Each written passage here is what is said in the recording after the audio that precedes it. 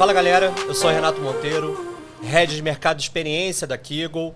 Sou homem alto de 1,83 m, tenho cabelos pretos, pele branca, barba. Hoje eu estou vestindo uma polo vinho e eu estou aqui para apresentar para vocês o Kiggle Digital Talks, o podcast da Kiggle focado em inovação, focado em tecnologia, focado em trazer para vocês as últimas novidades, as últimas tendências.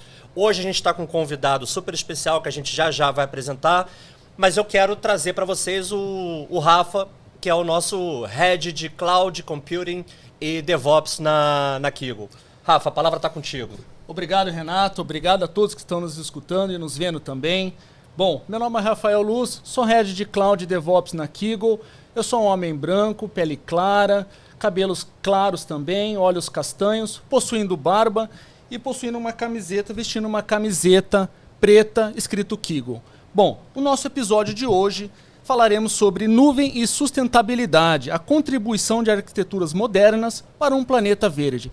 E para falar sobre esse tema, está aqui conosco uma pessoa mais do que bacana, que é o nosso querido Daniel Vicentini, arquiteto de soluções da AWS, da nossa parceira. Daniel, muito prazer estar aqui conosco e, por gentileza, a palavra é toda sua.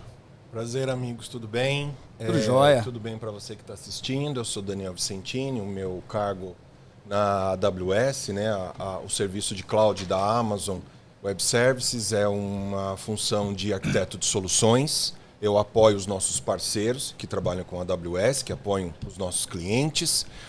Sou um homem de 1,70 m, mais ou menos de altura, pele clara, cabelo preto, por enquanto, e estou usando uma camiseta preta.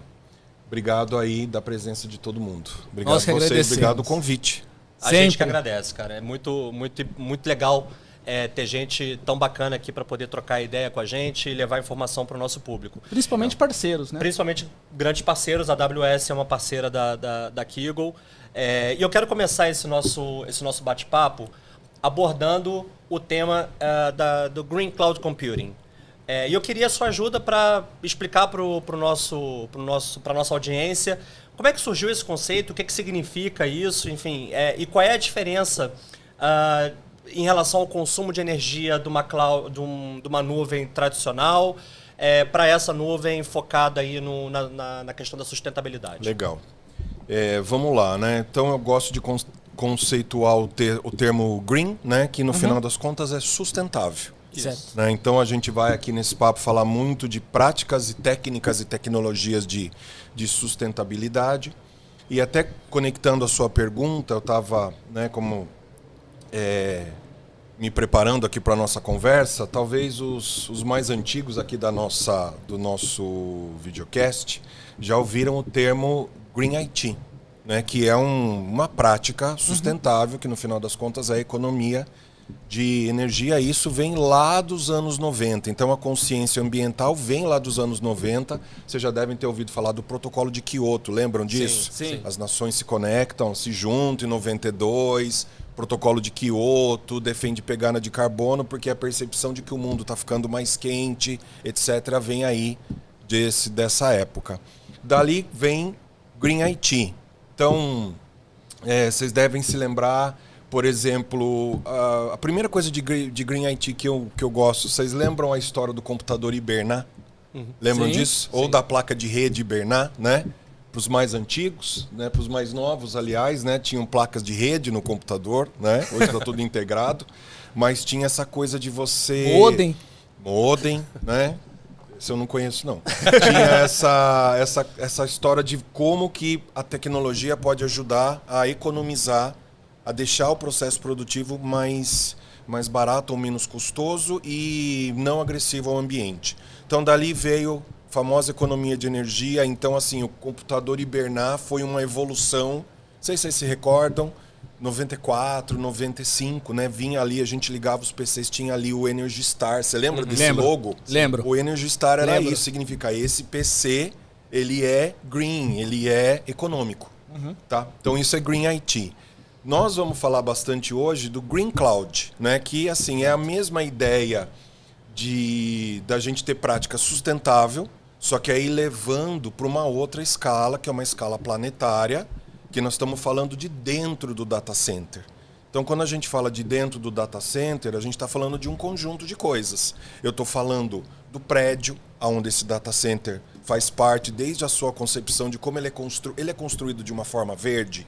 Ele tem tecnologia verde para fazer a sua gestão. Tecnologia sustentável, Exato. Nós estamos falando consumo de energia, refrigeração, dissipação de calor.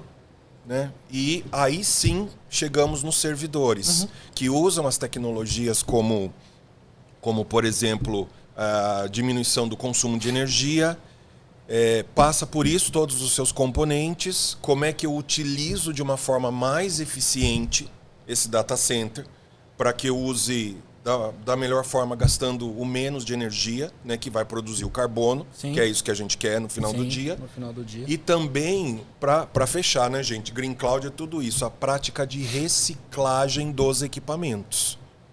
Então, Legal. a gente do mundo de TI sabe, às vezes os equipamentos vão ali tem ciclos de 3 anos, de 4 anos, 5 anos. O que Acabou que eu a faço? garantia, né? O que eu faço? Acabou a garantia, mas o que eu faço com esse hardware?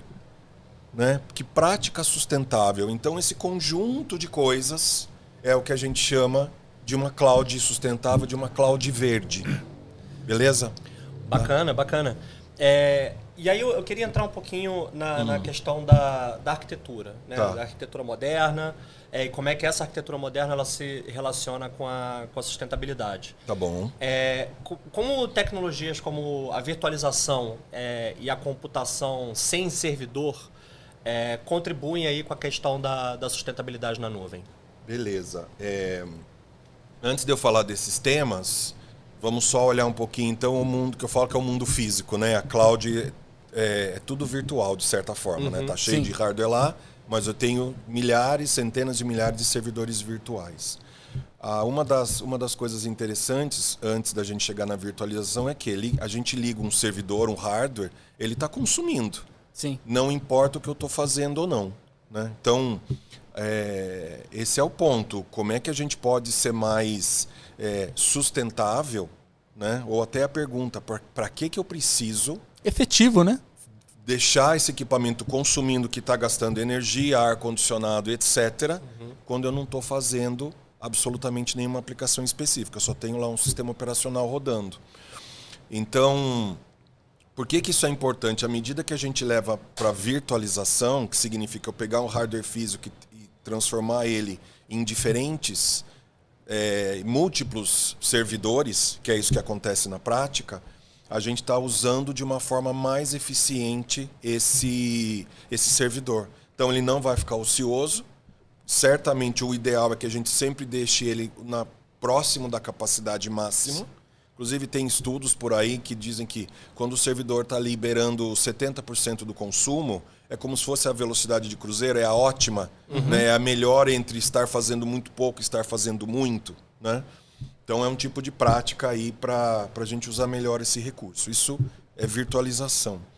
E a segunda tecnologia que eu acho que é a mais moderna de todas, né? Tem aí poucos anos, é o conceito do serverless. Legal. Que é extremamente complexo, né? Aplicação sem servidor. Como é que para a aplicação rodar precisa de um servidor, mas não tem servidor?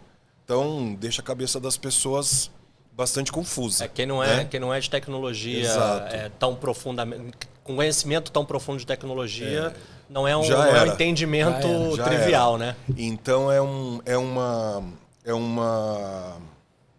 uma abordagem que para mim é a máxima eficiência do recurso. O que significa isso? Uma aplicação, ela precisa rodar tarefas.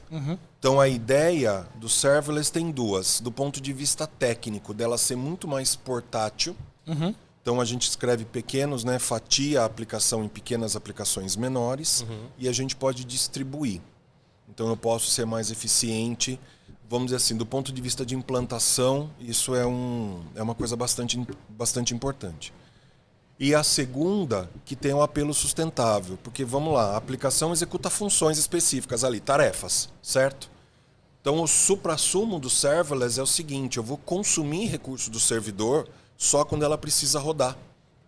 Então ainda é diferente do servidor ficar ligado o tempo todo. Exato. Né? Claro que a gente trabalha para usar ele no melhor dos mundos. Mas quando a gente vai para serverless, o mecanismo é aquela função, aquele pedacinho de código que precisou rodar, ele sobe temporariamente num servidor. Né? Então existe um servidor ali, rodando em background ali. Temporário, executa aquele código, acabou aquela função, ele se desliga, vamos dizer assim. Então, poxa, é o suprassumo do consumo, porque eu vou usar só para fazer uma atividade, acabou a atividade, eu volto a descansar. Que é muito diferente do servidor inteiro descansar. Precisa de uma certa quantidade de tempo. Você se lembra, 10, 15 minutos. Sim. A aplicação serverless, ela executa, acabou, ela desliga. Então, assim, a gente leva a eficiência energética para talvez seja o melhor patamar possível quando um cliente, por exemplo, nos procura e fala como é que eu posso ter sistemas e aplicações da forma mais sustentável possível. E eu vejo também que essa questão do serverless, não somente a questão do consumo energético que o Daniel trouxe para a gente, mas também a questão do custo. O custo para o cliente final, né? Então pensa que você é cobrado talvez por segundo rodado, por transação rodada, a partir do momento que o serverless, ou seja, aquela função que está rodando em background, é acionada. Então tem essa questão sustentável, tem a questão do custo, que é muito mais barato, dependendo do caso também, obviamente, do que você manter um servidor de pé ali, parrudo, para executar uma função. Então você ganha em dois lados, a questão do consumo e a questão também de custo. E um pouquinho nessa linha de tecnologias modernas, Daniel, como que você enxerga a inteligência artificial impactando no consumo atualmente? Eu vejo muito um trade-off em relação a isso. Mas eu gostaria de saber um pouquinho da sua visão, da sua experiência a respeito disso. Sem dúvida. Outra coisa do serverless também, só para eu arrematar, que eu esqueci, é que o serverless também é o provedor da nuvem que cuida de toda a disponibilidade. Sim. Então, tecnicamente, é um tema a menos para o nosso cliente se preocupar. Ou seja, cuida somente da aplicação, não da infraestrutura. Cuida da aplicação, do código. Né? Então, só para deixar mais claro, é ainda mais divertido. E quando a gente entende, conforme você falou, quantas vezes aquela função é executada, e é assim que a gente faz estudos, é possível medir e fazer uma comparação.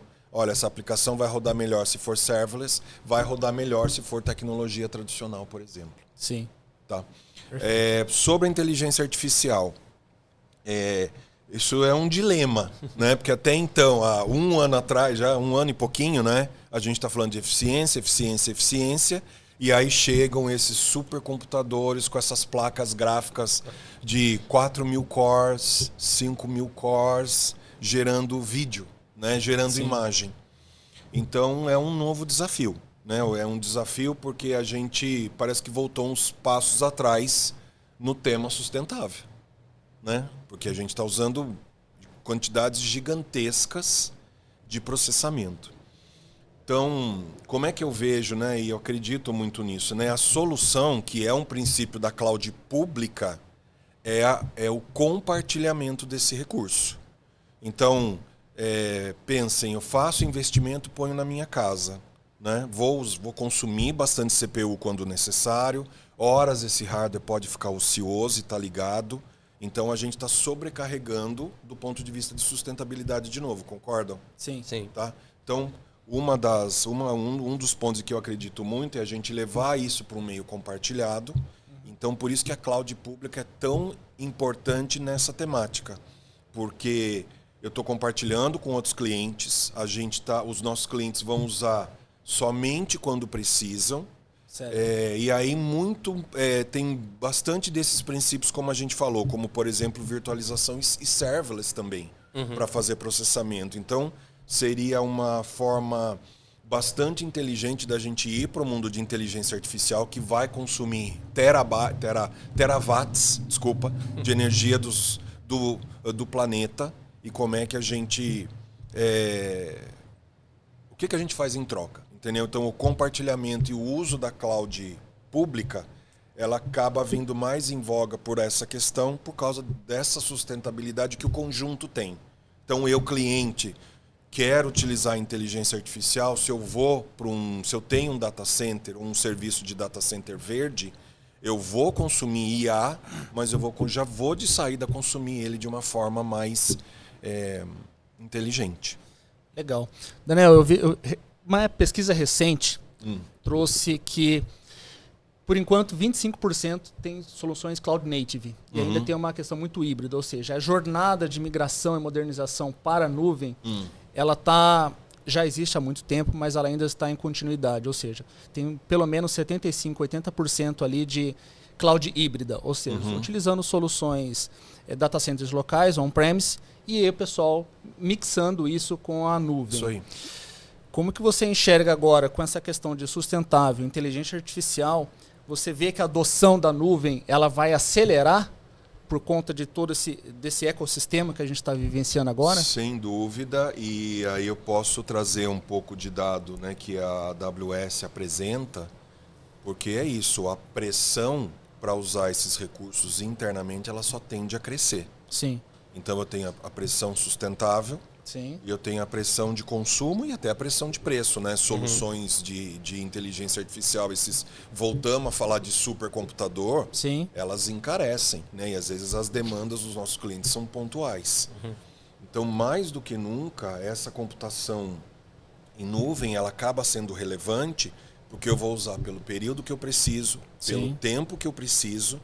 E o apelo sustentável, você pega as grandes corporações, quem hoje não está procurando parceiros, fabricantes, prestadores de serviço que têm esse viés sustentável, porque isso significa para esse grande cliente uma boa reputação no mercado, uma boa valorização, né? Então, ser sustentável virou um bom negócio financeiramente falando. Sim. Então, ir para uma cloud pública que já tem os recursos é um movimento que a gente vê com muita tranquilidade, principalmente inteligência artificial. Sim. Né? Porque ir fazer o investimento em casa é bem complexo. Né? Eu vi uma pesquisa também recente, no mercado financeiro, um dos grandes bancos aqui do Brasil tem investido em torno de 225 bilhões de reais nessa questão de sustentabilidade. Isso Ou aí. seja, nesse tema que a gente está conversando aqui.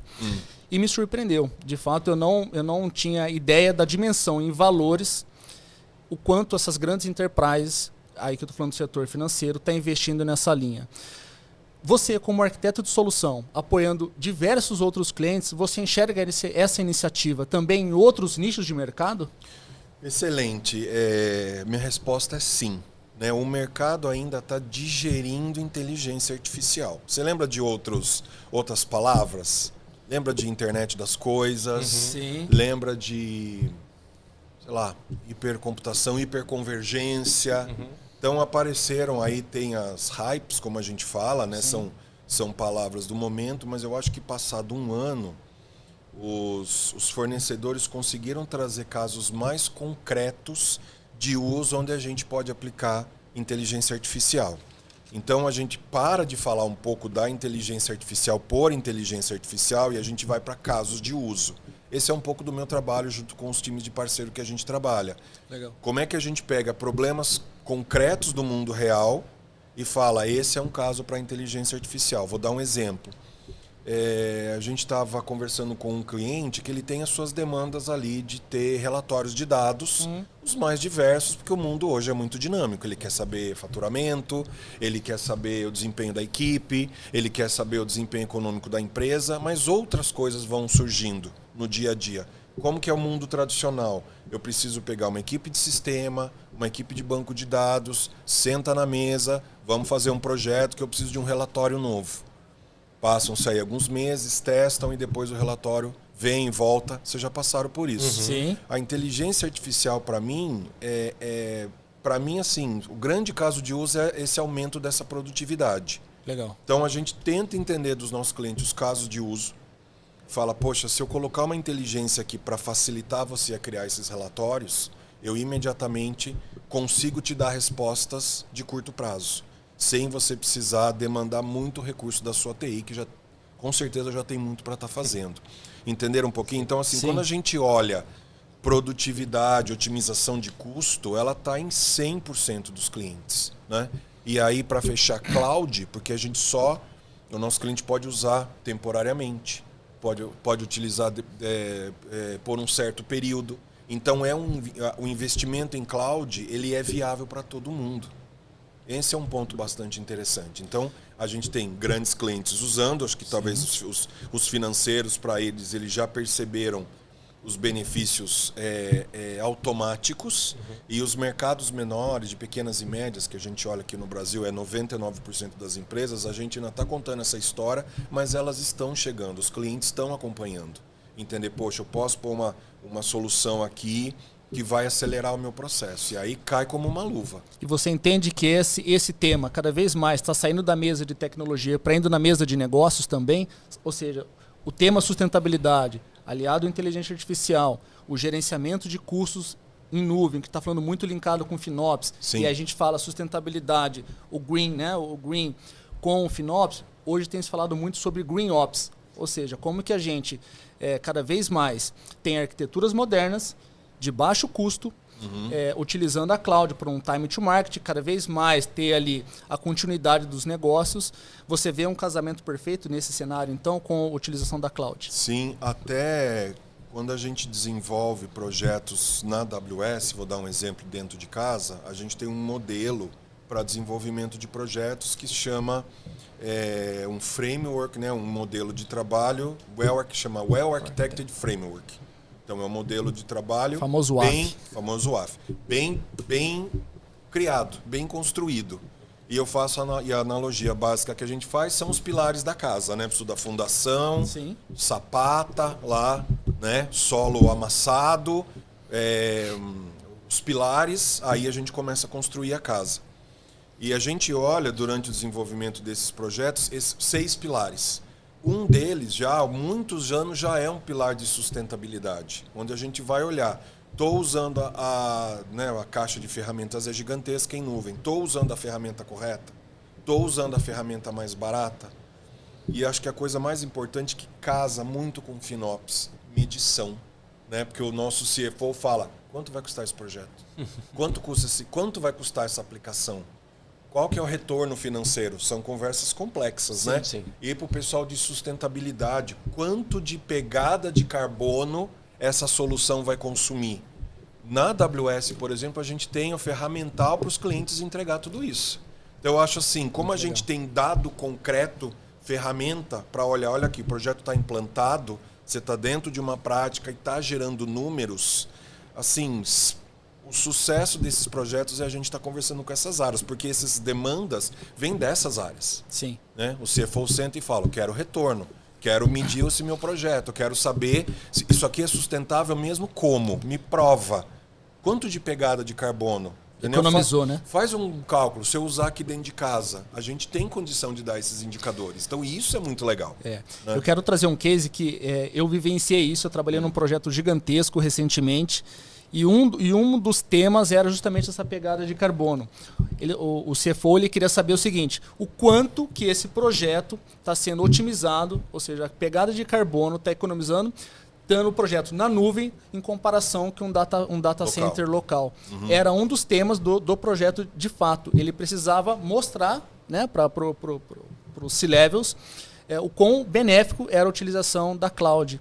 E o que você está me trazendo corrobora exatamente aquilo que eu vivenciei ano passado sobre um projeto desse tipo. Então eu tinha que, além de fazer toda a gestão financeira do projeto, eu também checava a questão do carbono, quanto que estava economizando estando na nuvem, e aí cada vez mais a gente tinha a questão de adoções de práticas, arquiteturas modernas, que é um dos temas aqui de hoje, para que a gente tenha cada vez mais essa questão de sustentabilidade, que não é somente a questão de arquitetura moderna, envolve outros tópicos também. Deixa eu aproveitar, vou ter essa que te minha atrapalhar. pergunta. Vou ter que te atrapalhar Vai porque lá. eu animei.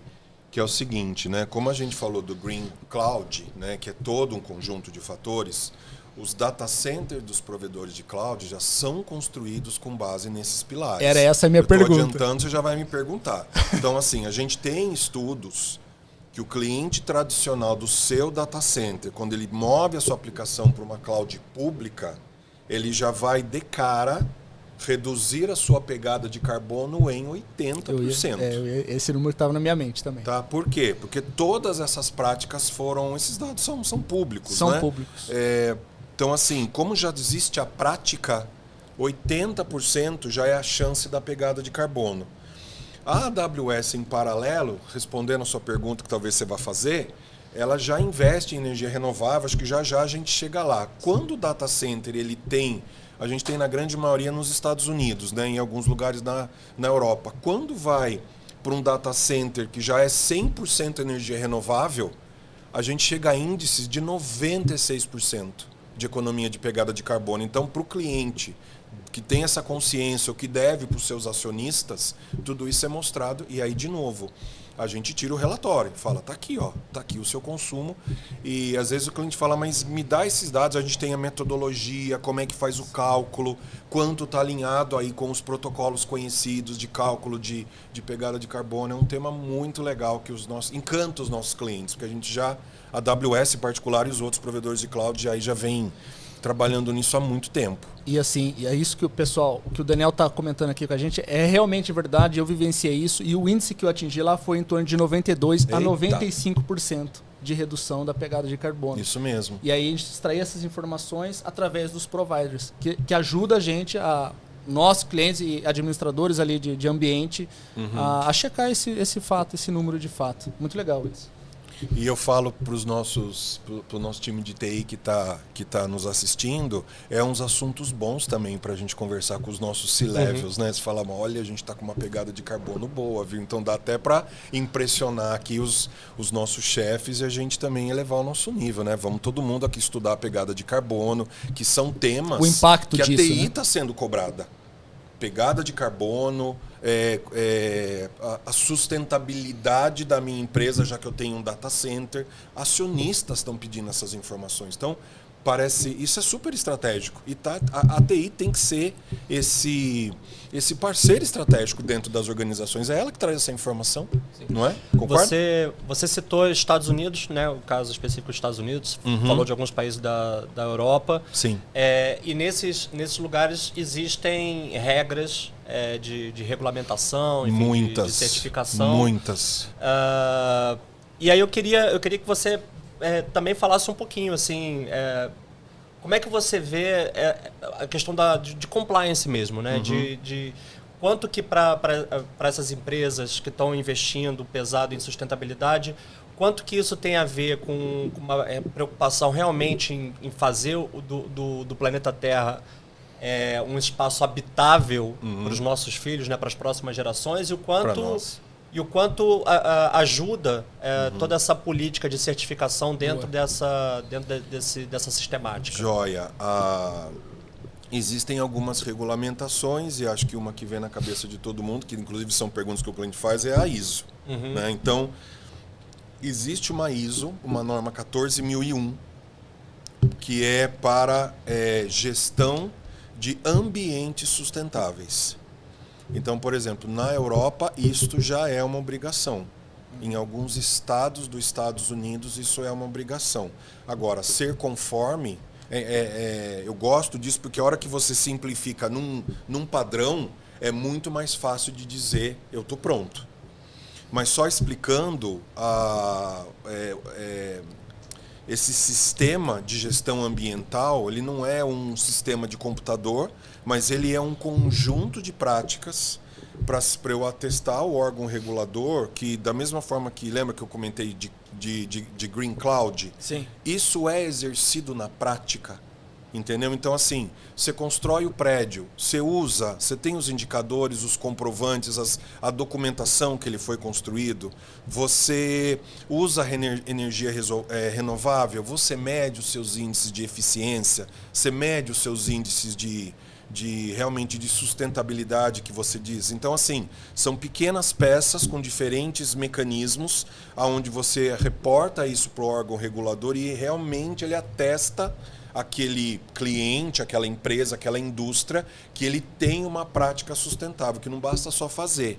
Você tem ali um ISO, né? Uma monitoria e ajuste bastante contínuo desse processo de gestão ambiental. Então a Europa ela foi pioneira nisso, né? A ISO já tem alguns anos, mas grande parte da Europa, por exemplo, falando da AWS, é pedido esses certificados. Né? No Brasil ainda não existe essa demanda, uma demanda governamental que faz a avaliação, mas eventualmente o plano é que todos os data centers tenham esse tipo de mecanismo e esse tipo de controle, né? Esse processo, que no final é isso, é gestão. Gestão é responsável, seu data center continua sendo. Então isso impacta muito. E por que de novo, para as empresas, a gente ainda vê muito nas grandes. Sim. Mas assim, e isso está um pouco ligado com ESG, certo? Sim. Que é a parte de governança, sustentabilidade, reciclagem. Inclusive isso faz parte também da gestão ambiental. O que você faz com o hardware velho? Né? Você dá manutenção, você recicla, tudo isso faz parte do contexto. Então as grandes empresas estão vendo quão verdes são esses negócios e isso vale, é como se fosse investimento. Né? Não existe hoje no Brasil, por exemplo, diferente de incentivos federais, né? Sei lá, eu invisto em painel solar, o governo me dá um incentivo financeiro. No Brasil não tem nada parecido com isso hoje para as empresas de tecnologia. Mas quando eu uso a tecnologia para esse tipo de benefício, eu estou valorizando a minha empresa. Né? Os investidores lá fora, vejam aí amplos debates sobre a Amazônia, por que isso é importante, é um conjunto de ações. No final do dia, não investir, né, é pior do que investir.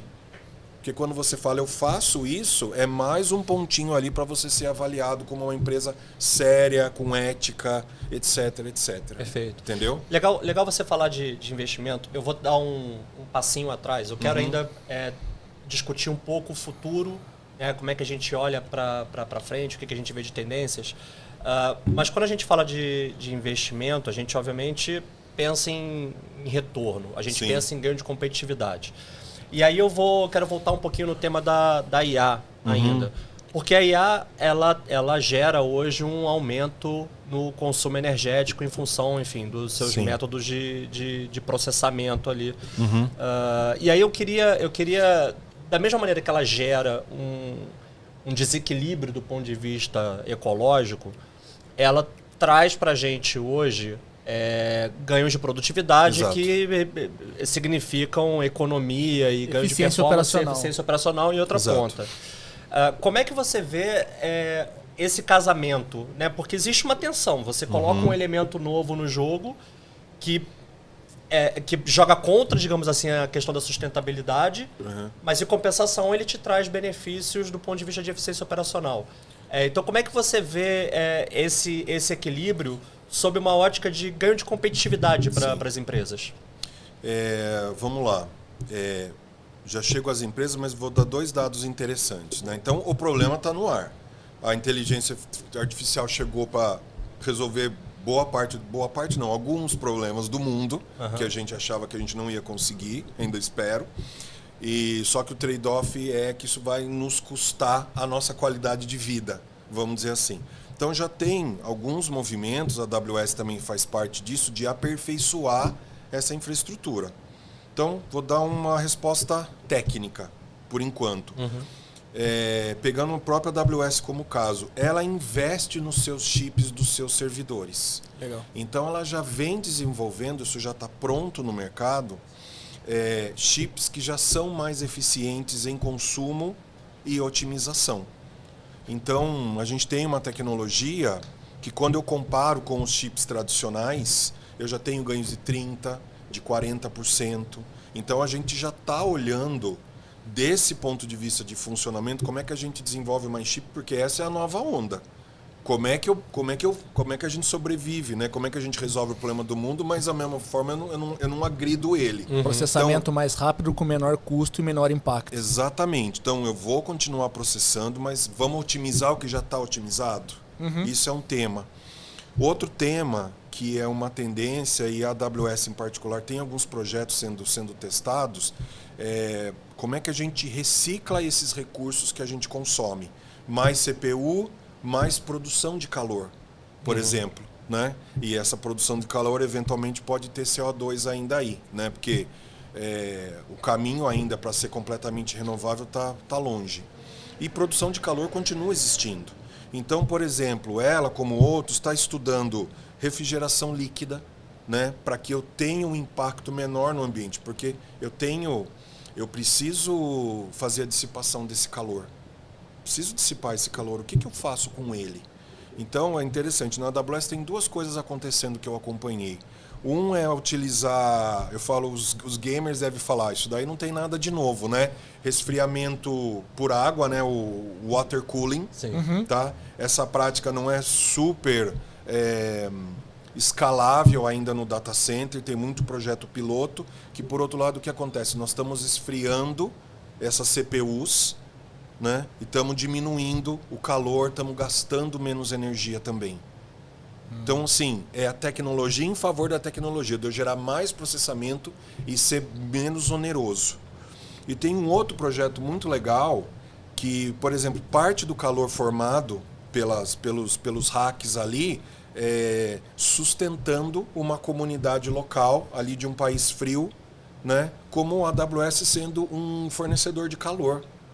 Entendeu? Para os tempos de frio. Sim. Então, em vez de você simplesmente esfriar, como você põe aquilo em duto e leva para uma comunidade próxima. Eu vi isso. Né? Você viu isso? Vi. Muito interessante. Então, assim, o campo de ideias, só na AWS tem uns 500 projetos diferentes.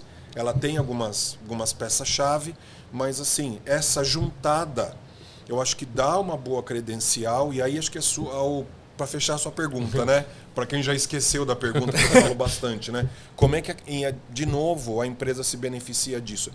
Tudo isso é mensurável. Sim. Então, a hora que você fala, olha só, os seus recursos se comportam assim, esses são os mecanismos que estão sendo usados para reduzir a sua pegada de carbono. Tudo isso vai ilustrar ali o nível de qualidade que você consegue atingir com aquela tecnologia. Né? E o mercado agora não perdoa mais, ele quer saber como que está a sua posição sobre ESG e me dê dados. Não é estamos fazendo. Ou, comprova, né? Você Mostre. compliance com a ISO 14000, me mostra dados, porque existe ali, dentro das atividades da ISO, os dados. Está aqui quanto eu consumo, está aqui quanto eu consumi antes e quanto eu consumi agora. É uma certificação bastante restritiva, não é só dizer que tem as práticas. E para quem não está nos escutando e nos vendo, é super importante uma coisa. De todo o consumo na área de tecnologia, 50% vem de consumo e custo vem de data centers. Ou seja, isso que o Daniel está trazendo para a gente, de práticas sustentáveis em data center, é extremamente importante, dado que 50% do consumo vem de data centers. Exato. Ou seja, se a gente não tiver práticas sustentáveis a longo prazo disso, cara, é complicado. Baseado nisso, Daniel, como que você enxerga que as empresas podem adotar, como que a gente pode incentivar as empresas a adotar cada vez mais práticas e tecnologias sustentáveis modernas? Para os nossos clientes e para os nossos parceiros, eu falo muito o seguinte, é educação, é informação. Então, as pessoas ainda têm muito a conhecer sobre compliance, sobre o que é ESG, sobre o apelo sustentável, sobre os ganhos de desempenho e qualidade e economia de custo que você tem com a cloud. É uma das nossas lutas, que os nossos clientes eles estão muito acostumados, principalmente os clientes pequenos, né, a olhar o data center local, que em tese é mais barato, e aí a gente tem que convencer de todo, né, que é um conjunto de coisas, né? Então, de novo, como eu falei, a gente teve clientes que a gente conseguiu convencê-los para falar, olha, sua aplicação roda por um período, aí a gente tem que fazer o trabalho matemático. Sim. Então, assim, é uma luta, é um trabalho de formiguinha, mas é conhecimento, né? Falar, olha, eu tenho essas métricas, a gente consegue chegar nessas métricas, é possível estimular as melhorias, então a gente existe o retorno de investimento, mas a gente pode falar do retorno sustentável. Existe também a documentação, como é que você faz um business case de retorno sustentável? Senão fica muito teórico, né? Fica muito na teoria. Então, assim, não tem mistério para o nosso CFO ou para o pessoal ambiental. A gente tem que mostrar esse retorno desse investimento financeiro e do investimento ambiental que ele devolve. Gosto de fazer uma seguinte brincadeira com os nossos clientes, né? Ninguém tem geração de energia em casa, não tem? Você não tem o seu gerador lá. Né? Isso existia há 100, 150 anos atrás. Sim. Funciona. Você pluga na tomada e consome energia. Eu digo que a cloud tem esse princípio. Né? Então, eu falo em alguns casos, né? Faz sentido para o cliente ele ter a sua geração de dados dentro de casa. Né? Esse debate, ninguém discute mais energia elétrica produzir dentro de casa. Por que a gente precisa produzir isso?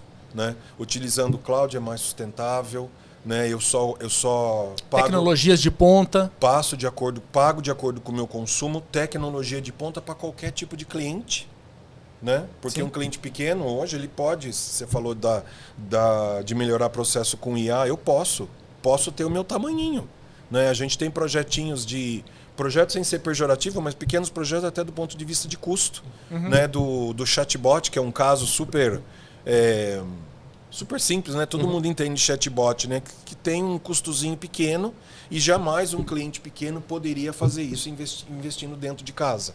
Então, com esse conjunto de conhecimentos que aí eu recomendo para o nosso pessoal de TI nos assistindo vier a estudar e conhecer, a gente tem dezenas de argumentos que vão nos ajudar a trazer para os nossos clientes, olha, é mais eficiente, é melhor, custa mais barato quando você olha no todo, é mais ecológico. Então, não é a resposta mais fácil, mas é conhecimento, né? E a gente tenta usar todo o ferramental da cloud para dizer, tá aqui, a gente faz um piloto até falar, tá aqui, ó, os seus gastos, o seu consumo, o seu retorno ambiental, vambora. Isso é muito legal. Essa questão de conhecimento é extremamente importante, porque a gente também escuta, como consultoria, a gente escuta bastante também de alguns clientes falando assim, a gente está fazendo agora o processo reverso, vamos para a nuvem, viu que está muito caro, agora a gente está voltando tudo para o data center, porque a gente já pagou isso antes e não justamente... Já tem gente tratando isso como tendência, né? Como tendência, Exato. exatamente, como tendência. Uhum. Por quê? Porque não tem a questão do business case, não tem essa questão de pegada de sustentabilidade, não entende de fato o entorno como pode ser otimizado tudo isso. Né? Exato. Mas a gente vou ter que fazer o papel de chato aqui pra gente não...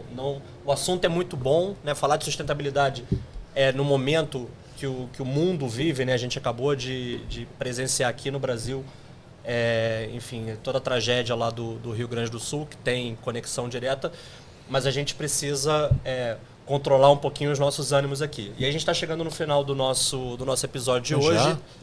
Já. Quando o papo é bom, parece que o tempo voa, né? Mas eu queria fazer uma última pergunta, uma última provocação aqui para vocês. Olhando para frente, né? Olhando para o futuro. O que vocês veem como tendências futuras, né, de evolução dentro do tema da computação em nuvem, orientado à questão da sustentabilidade? Quais são, na visão de vocês, quais são os próximos passos e qual é o impacto que a gente pode esperar isso no mercado global? Por gentileza. Temos várias dimensões aí das respostas. Eu até falei um pouquinho antes, mas assim, a pesquisa de tecnologia ela não vai parar. Então, como é que a gente provê infraestrutura de tecnologia para que esse processo seja mais eficiente, né? A AWS em particular é bastante pioneira nisso, desenvolvimento dos seus chips, melhoria de processos, melhoria de tecnologias, para eu rodar de uma forma mais eficiente. Acho que essa é a resposta técnica, eu já dei. Adoção de tecnologias que são comprovadamente mais baratas ao longo do tempo. Exemplo, o disco de mídia magnética, o disco de estado sólido. Sim. Existe até hoje, tá, gente? Está na nuvem, mas está lá. Então, tecnologias consolidadas. Cada vez mais investimentos a gente vai ouvir, vai ver isso da parte de uso consciente dos recursos naturais. Então, a gente fala de energia renovável. A AWS, em particular, ela tem uma meta de até 2025, 100% dos seus data centers serem utilizar energia 100% renovável. Isso está em curso. A gente já está hoje numa faixa de 90%. Bacana. E quando a gente fala de energia renovável, também não só utilizar a energia, mas o consumo e a reciclagem responsáveis. Então, eu comentei dos processos, dos projetos, como eu estava te falando, usamos o ar, como é que a gente recicla aquele ar quente, como é que a gente recicla a água utilizada para fazer o resfriamento, que eu falei de resfriamento de CPU, mas tem o resfriamento do data center, que na AWS em particular e outros provedores de cloud é feito por evaporação de água. Não é o de refrigerante que igual a gente tem em casa, né? Então tem muita pesquisa e desenvolvimento em renovar a energia, e isso para mim acho que é o mais interessante da sustentabilidade.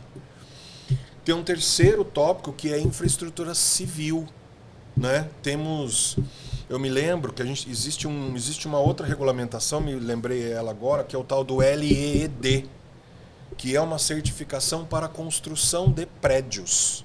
E isso é uma tendência que está acontecendo, não só de data center, tá? Prédios. Então, eu usar todos os materiais com a maior capacidade, né, que sejam oriundos de uma produção reciclável. Então, talvez você deve ouvir falar de aço verde, concreto verde, talvez alguém já ouviu falar desses temas.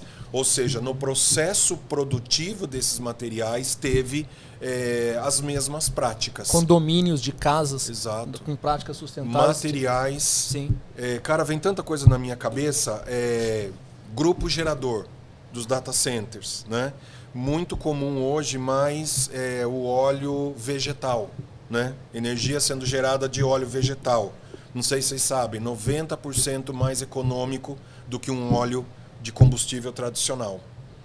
Né? Então tem muito caso. Então falamos de tecnologia, mas eu acho muito mais no investimento do prédio, como é que a gente usa adequadamente a energia e renova a energia. Na AWS em particular, também tem a consciência do reuso dos equipamentos. Então, por exemplo, ciclo de vida de TI geralmente são de 3 anos, não são? Ou Sim. Todo cliente tem esse número na cabeça. Sim. Na AWS a gente esticou o ciclo de vida de servidores para 5 anos, já querendo de 6. O nível do ciclo de vida dos equipamentos de rede já passou de 6 anos.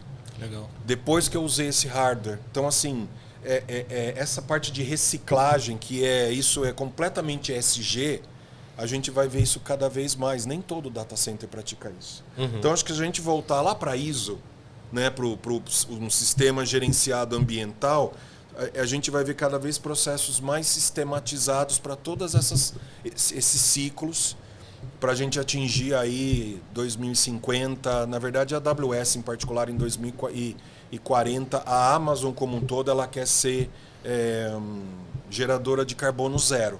Né? O Acordo de Paris é para 2050. Isso. Que vai ser extremamente difícil. Arrojado. A AWS já quer fazer parte disso em 2040. Aí não é só data center, eu falei AWS, é a Amazon, né? É o data center, é os veículos, é como as pessoas trabalham, como os funcionários trabalham, como eles se locomovem, como que entrega os produtos, né? Com um veículo elétrico, sei lá. Sim. Então, a gente vai ver cada vez mais falar disso. Data center verde, reciclagem verde. Arquitetura modernas. As arquiteturas modernas que, assim, já estão aí, né? Elas já estão aí. Arquiteturas distribuídas, né? Tem tanta coisa interessante para falar. E, assim, os provedores de cloud computing já estão muito mais avançados nessa temática e está tudo pronto para os nossos clientes testarem aqui, fechando essa call, entendeu? Então, é um pouco do nosso trabalho para orientar os clientes e os parceiros a saber pilotar essas tecnologias, né? A gente gosta muito dos pilotos, né? Para a gente poder demonstrar essas efetividades, essas eficiências. Renato, a gente tem mais tempo ou fechamos? Vamos lá, eu ainda quero ouvir o que você pensa sobre o futuro também. Boa. Eu vejo muita questão de conscientização, né? Então, temos todas essas práticas, mas se não tivermos a devida consciência de utilizar, implantar e divulgar essas práticas, nós como consultoria, por exemplo, cada vez mais, junto aos nossos clientes, fazer provas de valor sobre isso. Exato. Dentro da nossa casa, por exemplo, né? Tu vai tomar aquele banho, precisa tomar aquele banho de 2, 3 horas ou de 30 minutos. Eu tenho um filho de 12 anos que, minha Nossa Senhora. Então, cada vez mais, filho, é 2 horas de banho, né? É 2 horas de banho, né? Com música, ouvir música. Ligada. Tudo isso influencia na questão de sustentabilidade, que não é somente tecnologias modernas, serverless, containers, virtualização, mas influenciado por outras coisas de fato, né? Biocombustível, dentro da nossa casa, igual eu comentei. Então eu vejo que nós precisamos, drivados pela tecnologia, termos mais consciência, levarmos para os nossos clientes, fazer isso dentro da nossa casa, eu vejo também como uma vertente complementar ao do Daniel. Super bacana, super bacana. Eu acho que para o pessoal que está acompanhando a gente, a discussão traz elementos super ricos, né, de informação, de questionamento, de provocação.